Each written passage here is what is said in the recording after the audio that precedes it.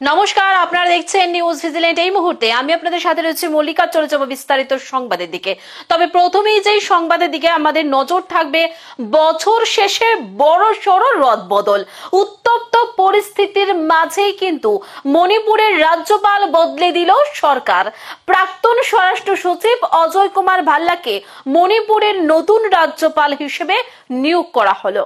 শুধু মণিপুর নয়, আরো 4 রাজ্যের রাজ্যপাল বদল করা হয়েছে। মঙ্গলবার কেন্দ্রের তরফে ঘোষণা করা হয় যে মণিপুরে রাজ্যপাল বদল করা হচ্ছে।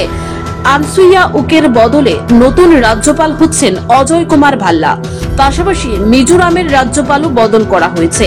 অবসরপ্রাপ্ত সেনাপ্রধান তথা প্রাক্তন মন্ত্রী ভিকে সিং মিজোরামের রাজ্যপাল হচ্ছেন। অদল বদল করা হয়েছে বিহার ও কেরলের রাজ্যপালকে। কেরলের রাজ্যপাল আরিফ মোহাম্মদকে বিহারের দায়িত্ব দেওয়া হয়েছে।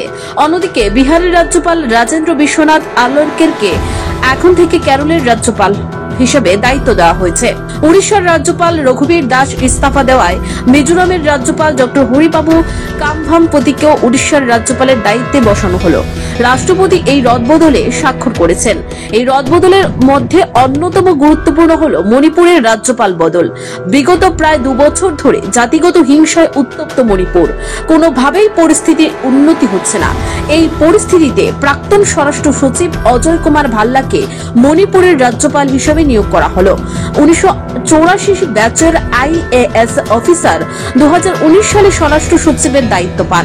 অশান্ত মণিপুরের পরিস্থিতি নিয়ন্ত্রণে আনতেই তাকে এই দায়িত্ব দেওয়া হয়েছে।